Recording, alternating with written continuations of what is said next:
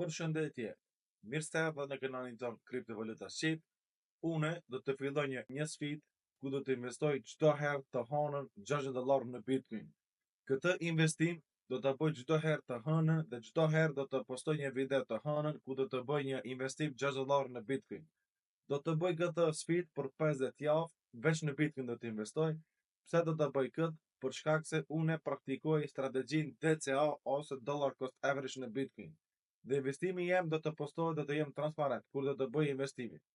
Mas 50 javëve do të shohim së bashku me këtë sfidën time se a e kena arrit qëllimin që me DCA Dollar Cost Average në Bitcoin të dalim në fitim.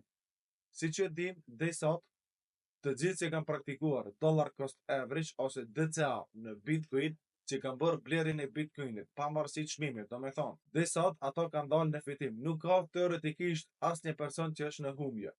Dollar Cost Average funksionon vetëm në mënyrë që ju të jeni me vetveten transparent dhe që të keni një qëllim afatgjatë. Do me thonë, të vendosni për shembull si unë që të bëni blerjen e Bitcoinit për një afatgjatë.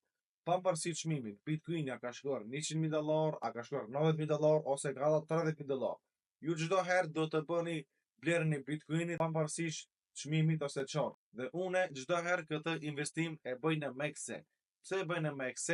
Për shkak se MEXC është një exchange që shumica e kriptovalutave listohet që në fillim dhe MEXC ofron për klientët e vet 0 provizion shitje dhe 0 provizion blerje.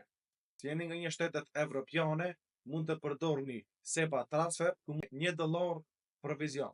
Nëse përdorni në MEXC ose në Binance Visa Card ose doni me bë blerjen e Bitcoinit ose në kriptovaluta me Visa ose Mastercard, normalisht që do të keni provizion i cili është vet nga Visa ose Mastercard, i cili do të jetë për shembull për $100 deponim do të paguani $56.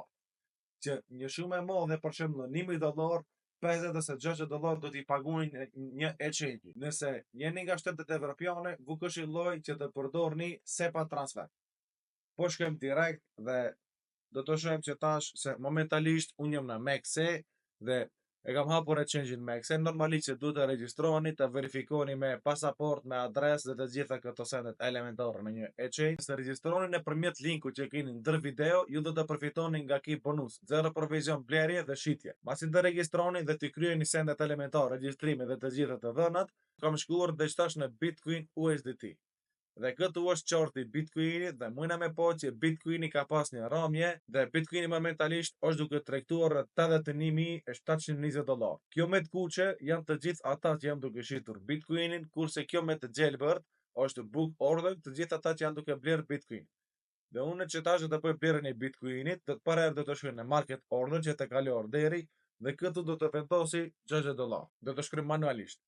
Dhe do të shkoj në buy Bitcoin. Dhe unë me po këtu që orderi jo ka kaluar me sukses, do me thonë e kena bërë blerjen e Bitcoinit në vlerë për $60. Mos harroni që çdo herë të hënën do të postoj unë blerjen e Bitcoinit në vlerë për $60. Nëse ju pëlqen kjo video ose kjo strategjia ime, mujni me na përkrojnë me një like për algoritmin YouTube-it dhe mos harroni të bëni subscribe të chaneli jon. Faleminderit dhe mirë pafshim në videon e radhës.